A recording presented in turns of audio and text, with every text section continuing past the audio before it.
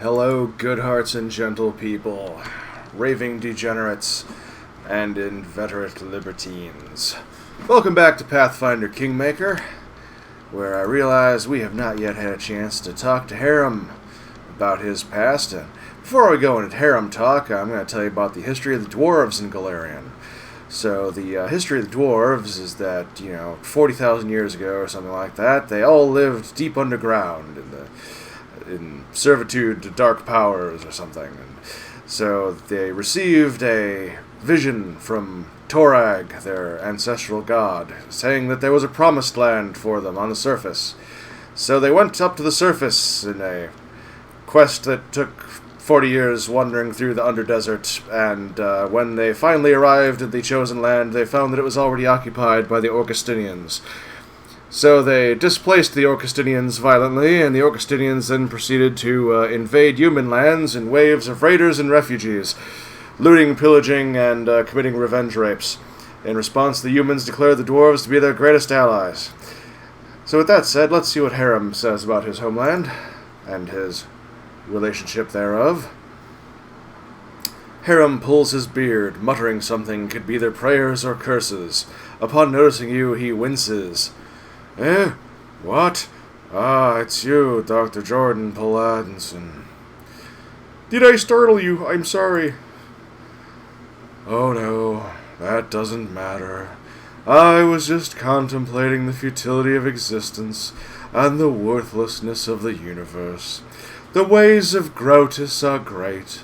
My humble mortal mind cannot fully grasp them, but I do what I can.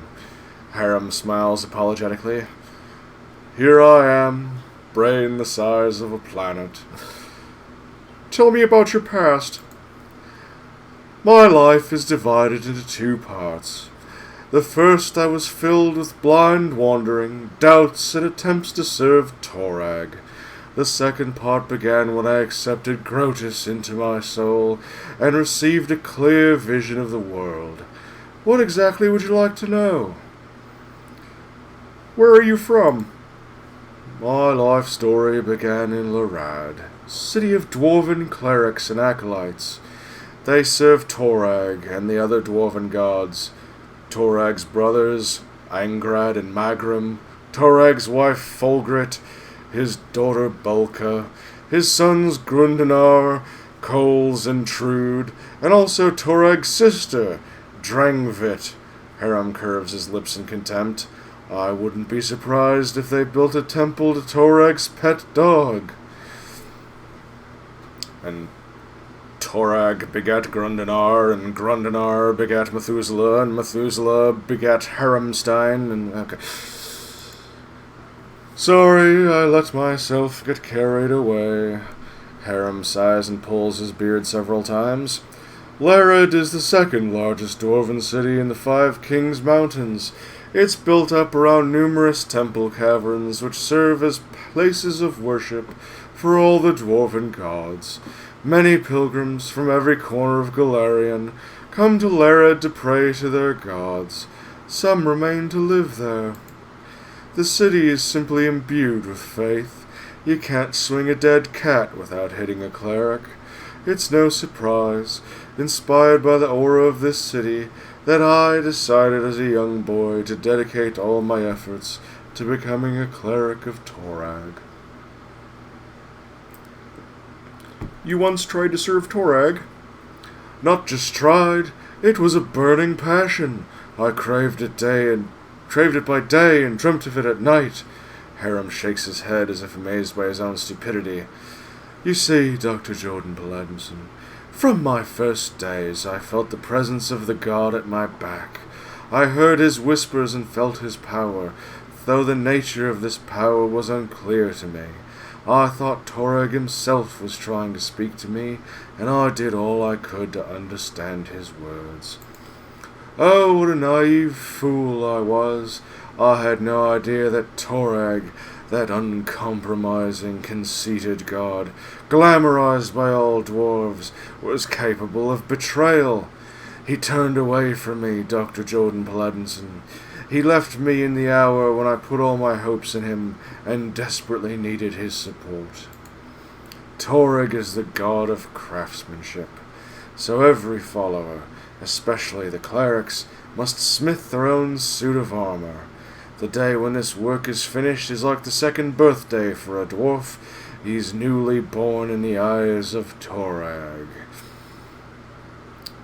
It's kind of a blacksmithsva. Harrim sighs heavily and falls silent for a time. My second birthday never came. I couldn't make armor, not even a sword, not even a simple nail.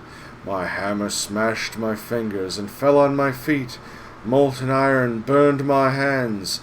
The clerics laughed as they healed me. They used to say I was cursed by Torag, so finally I gave up any attempt to please the betrayer god. Even if Torag really has rejected you, is that enough reason to leave your homeland? You don't know much about dwarves. It's a dwarf thing. You wouldn't understand. Harrim lets out a sad sigh. How can a dwarf cursed by Torag go on living in a city where every single soul bows to Torag? I was alone, disgraced, humiliated, insulted. A lone tear glints in the light before sliding down Harrim's cheek and hiding in his beard. I was trying to drown my sorrows in drink, but even the owner of the cheapest pub on the road would laugh at me while he put those mugs in front of me. I couldn't take it any longer. I wanted everything to end. How could this happen to me? Okay. But there was one thing that kept me going and prevented me from ending my life. I could still hear that divine whisper behind my back. It was yet faint. It took a long time before I could hear it clearly, but having heard it once, I could never forget it. It was clear that none of Lared's deities favored me, so I left the Five Kings Mountains and went out searching. I didn't think dwarves ever worshipped Grotus. How did you learn about him? Oh, but that blessed day became the beginning of a new life. Alone and abandoned by all, I spent many dull hours in a filthy tavern by the roadside, doing things for money that would require scrubbing my beard thoroughly afterwards. I don't recall the town, nor even the country. I had no money. In fact, all I had was a hunk of stale bread. I was weary and almost fainting from hunger. And that was the moment when the whisper from my God became more clear. It was like he was calling me. At last my sufferings had come to an end. It was a miracle, Dr. Jordan Paladinson, and I had paid full price for it with my torments. I couldn't control myself. I walked out of the tavern and straight into the nearest forest, where I saw Logan Paul.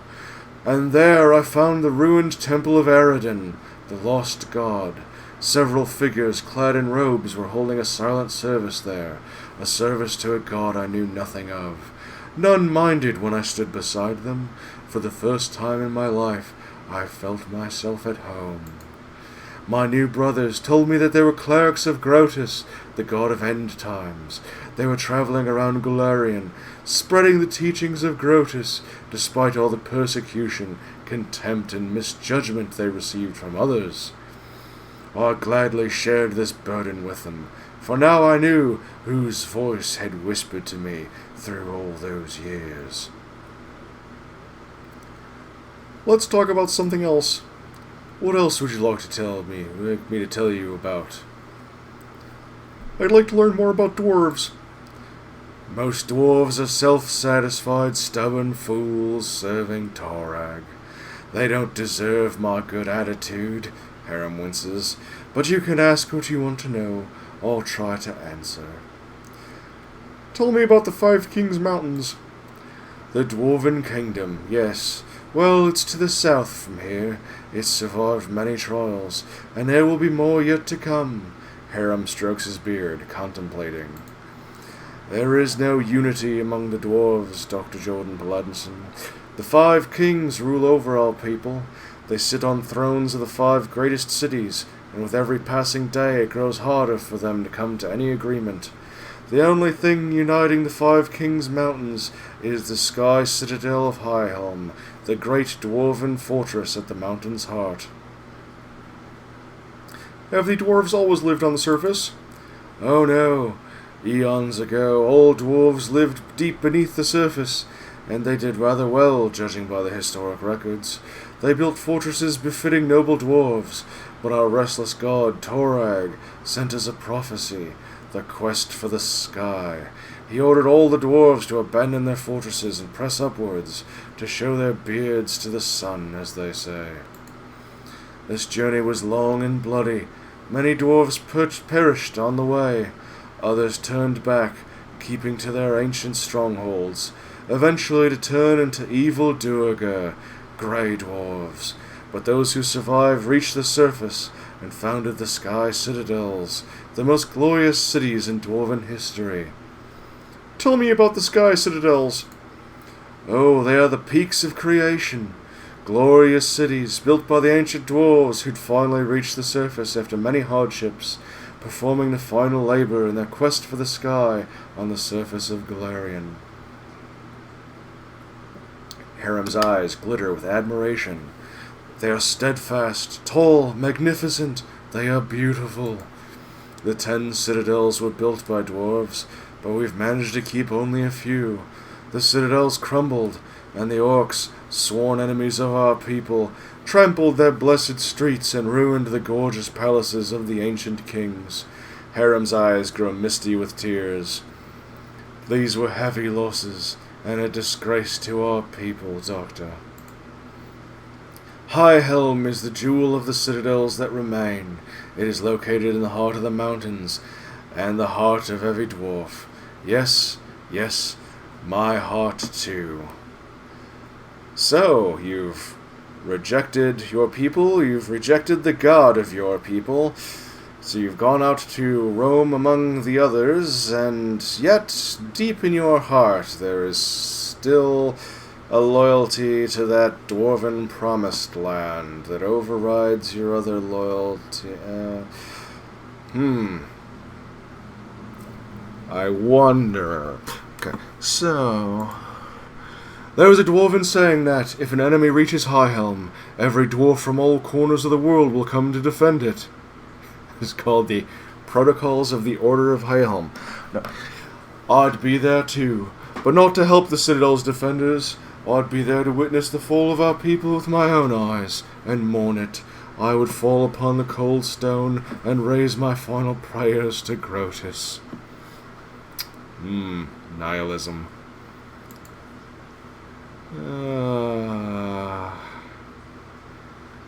I'd like to talk about your god, Grotus. You wish to learn about Grotus? Harrim seemed surprised and pleased at the same time. Yes, of course. I will answer anything you ask. What are Grotus's teachings about, in a nutshell? A Scrotus, if you will. Grotus is the end of all that exists, Harrim smiles. He's obviously been waiting for this question. Look around, Dr. Jordan Paladinson. What do you see? Look again and realize that everything will be destroyed. Our clothing and our armor will return to dust. The walls of the palaces will crumble into ruins. The trees will fall, and you and I will die much sooner than that. Grotus is a timeless watcher. He's been locked away by Pharasma, the goddess of rebirth. From her boneyard he watches over the world, knowing the time for the final reaping shall come. He's the bloated moon hanging in the sky. He's the harbinger of the last days. He's the one who will stay when all the others are gone.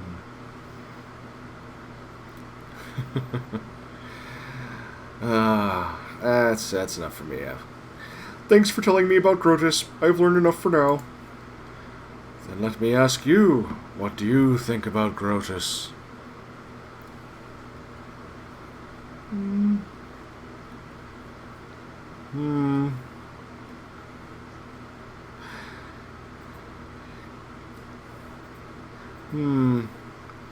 I like your tales. There's an inner truth to them. There is an archetypal truth. A broad smile spreads across Harrim's face. I'm glad you think like that. We'll bring this truth to the whole world and tell everyone that the end is inevitable. Okay, you've gone a little bit You got a little bit far there, Harrim. Okay. Thanks for the conversation. We'll talk later. Harrim nods with dignity. I'll be happy to continue our conversation later. Yeah, you'll be happy, alright. Alright, let's hit the road. It's almost 3 o'clock in the morning where I am right now, and the temperature is no longer comparable to the surface of the sun, so there should be less buzzing in the background for this recording at least. Going to get a little bit crazy here. I'm going to leave Lindsay behind. That'll get me some more experience, and she's not really necessary, honestly. Leaves me without a cook, but that's not a big deal. I was thinking about leaving Amiri behind for this one too, but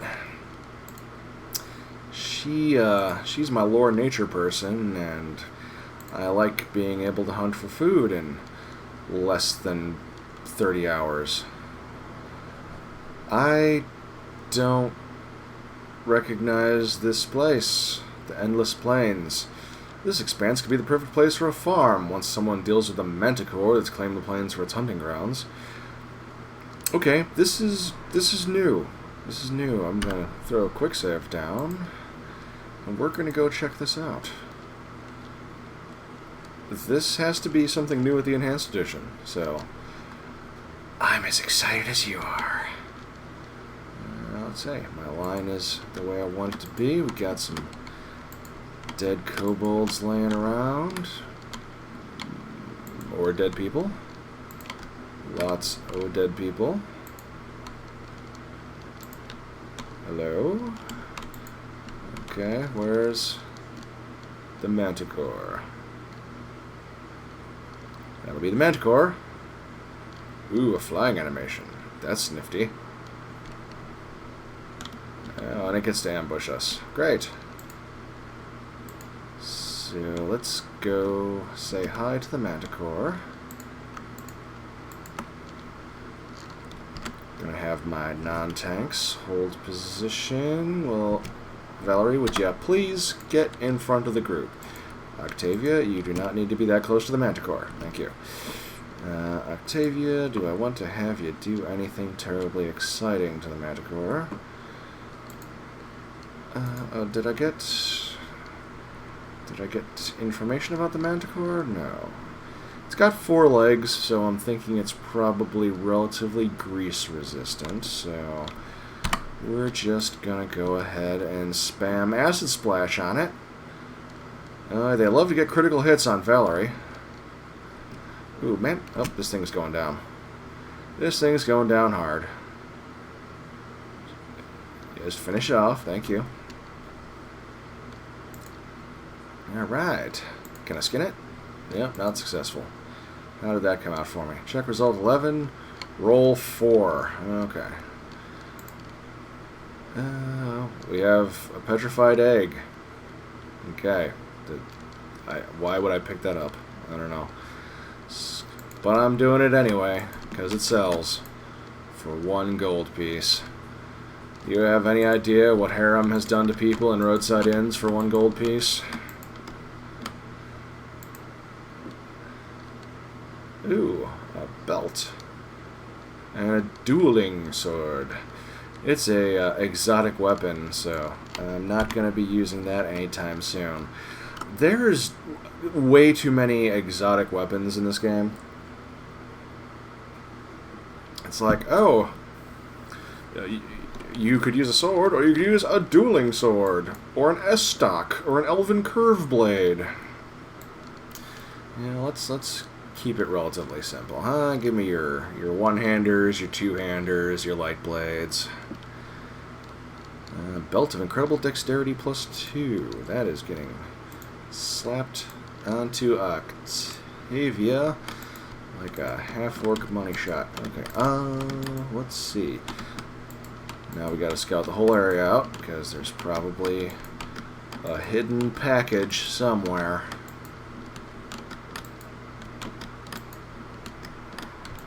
Come on, map.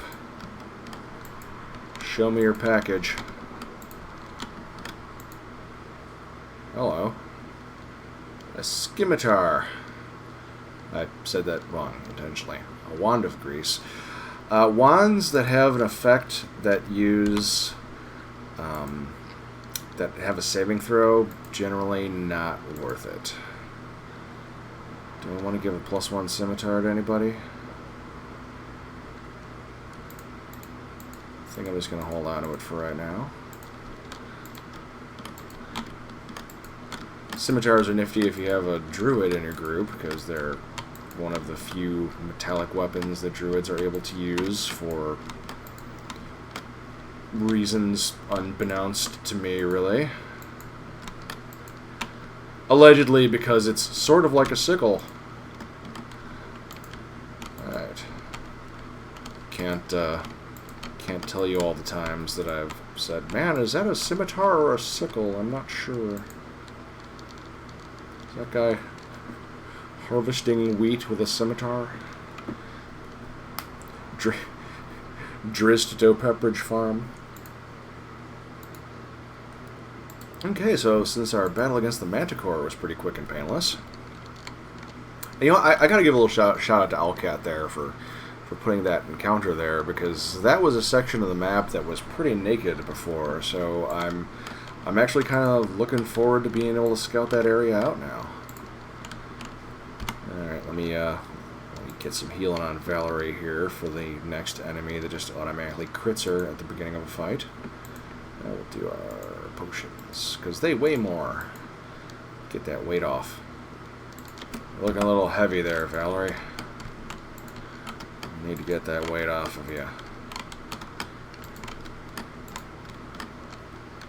Probably doesn't help that you're carrying a door as a shield. A young deer.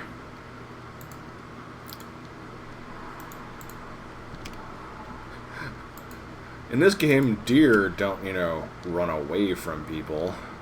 You hit them, and then every deer in a 5-mile radius goes, "It's on, brothers."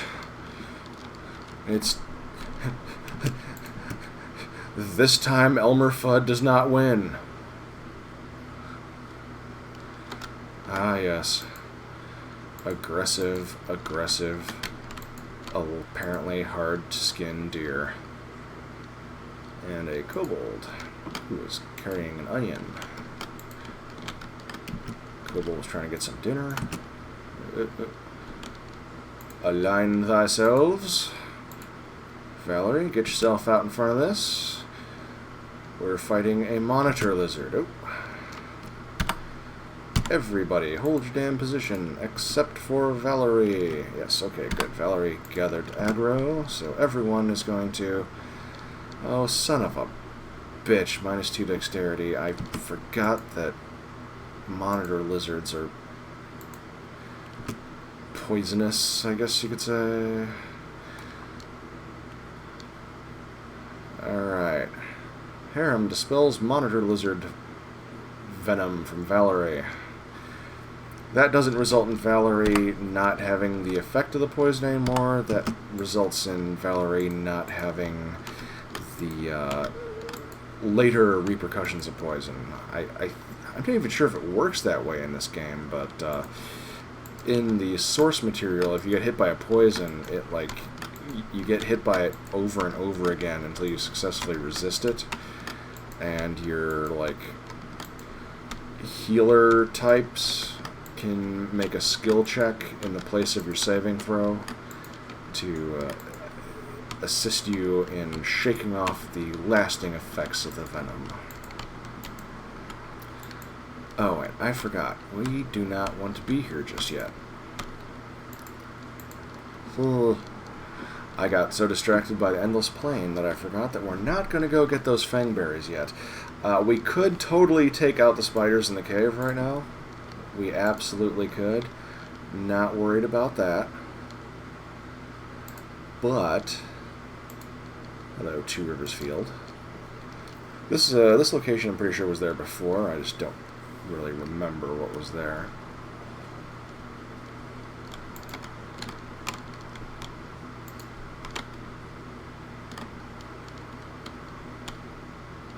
Well, there's Boggards here now. Boggards that are apparently fighting something. Valerie, you... Boggards versus wolves, no matter who wins. The rest of us lose. And Miri, if you could not get out in front of the tank, that would be awesome.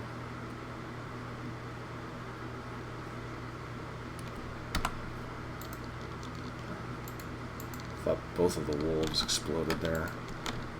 I picked up a spear I didn't really want. Oh, more wolves. Interesting, these are just wolf. They're not ferocious wolf, rabid wolf, alpha wolf. Alright. All the rest of you, hold your damn position for a moment. Okay. Now, start in on that wolf there. Come on. Alright.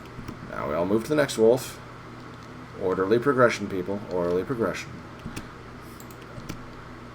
Amiri's kicking ass this game. It's like all the rolls that she can't get on her lore nature checks, and I say this as she successfully makes 3 lore nature checks, going into her combat.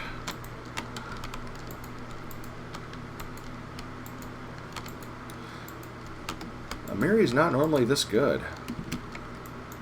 And there's not normally this many things here. Amiri, hold. You can hit H to make somebody hold position, and that has really saved me from pulling my hair out with this game.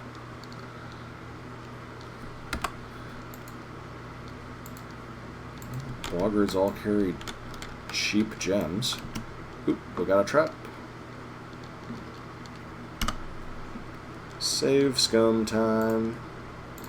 Clerics have 0-level spells, which are kind of amusing. They don't do much, but light is nice. And you can throw the spell guidance on someone to give them +1 on their next skill check. So, Octavia, if you could please disarm that trap for us. You successfully did so. Nice. And that gave us access to a pile of rocks that was full of jewelry, as piles of rocks tend to be. I know I like to go to the park occasionally, just dig through piles of rocks, see how much jewelry I turn up. Well, this place is just full of Boggards now, which is kind of cool. It makes it a lot more like the actual module. And it gives us stuff to kill in the early game. We've got 132 experience for killing that thing, too. We're gonna get some levels out of this mess. Oh, crap. If I have everybody move back except for Valerie, can we? Yes. Oh, I seem to have caught the wolf at an actual choke point. Too much of a choke point, perhaps. Wait, why? Oh. Also, if I actually select the characters that I want to do things. I hate real time with pause. Alright. Quick save for scumming purposes. Let's give Octavia her +1 to her trickery check. Octavia, do your business.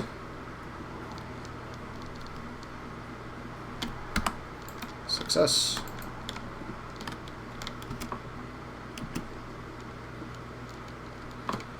Alright. This reminds me of a section from the module where one of the things that you're warned about is that this major asshole of a hunter has been going around, and he's been laying his traps all over the place, and most of the other hunters, they'll put up like a little orange flag or something that doesn't have any meaning to the animals, so it doesn't keep the animals from going into it, it just keeps other humans from going into it. But he's like, no, I'm just going to put my traps up with no markers. And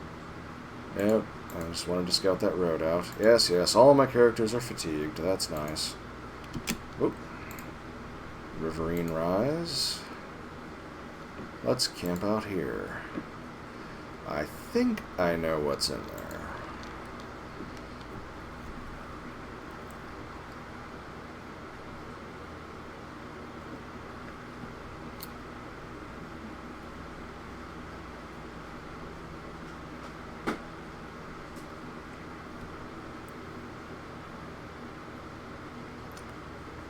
Well, I at least give them credit for being second level characters by the time I ran into them. Unlike Amiri. I killed everything in the world! And didn't reach second level! Rah! Oh, Amiri, I hate you. Because I have fragile masculinity, and I'm threatened by your strong, independent womanhood. Okay, so we have a large water elemental.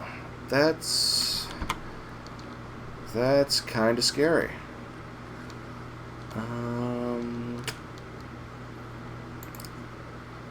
Let's throw some divine favor on you. I'm not sure if I'm actually going to survive this one. We shall see. Let's put some Shield of Faith on you. Any other valuable spells here? This game is often pretty unforgiving with, like, you know, hey, you know, this encounter's not fair. Deal with it. And I respect that. You know, I played a lot of Morrowind, where, you know, you go into the wrong cave with a name with too many syllables in it. And next thing you know, you're dead as a doornail. Would anyone benefit from a short spear? Yes, we can give that to you. You'll get +1 to hit, compared to your flail. And... let's give Amiri the spear. Switch over to that. So she has reach. I don't see anything else that looks like it's gonna be terribly useful. So, alright. Let's see if we get our butts handed to us. You know, I was gonna cast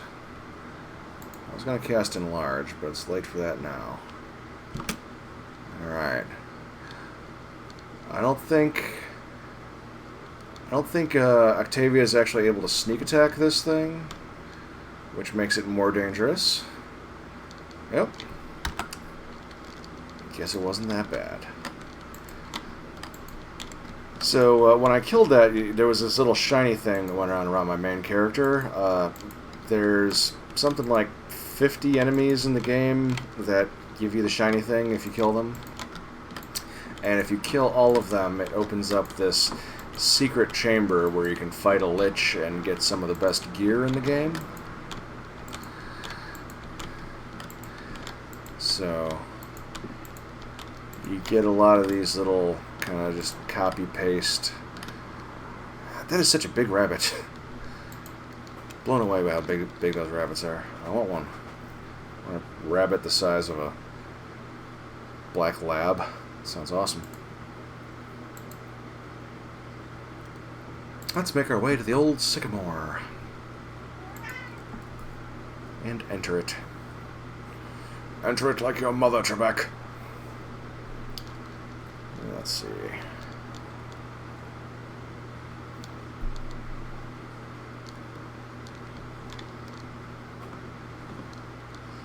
Keston Garrus, the former captain of Jamandi Alderay's personal guards, nods to you, as though you'd seen each other in Rostov only yesterday. He limps noticeably, and his clothes are stained with blood. He looks every bit as grim and focused as when you first met, but this time you also hint a sense of excitement in his eyes.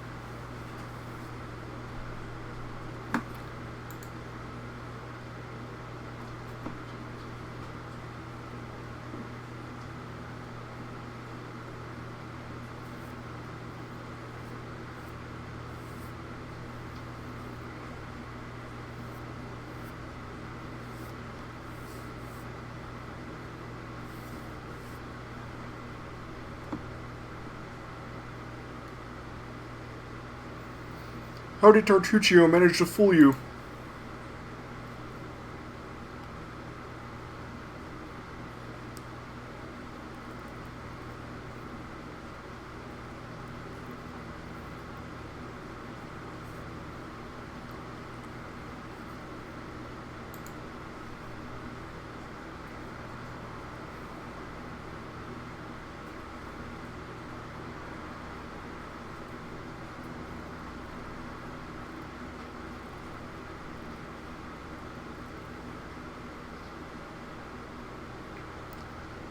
Of course she is.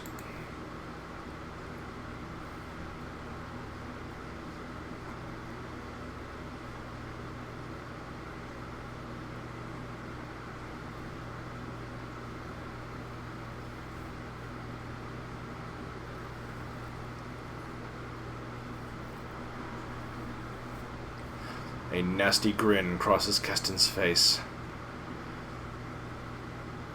I'll see you later. Farewell.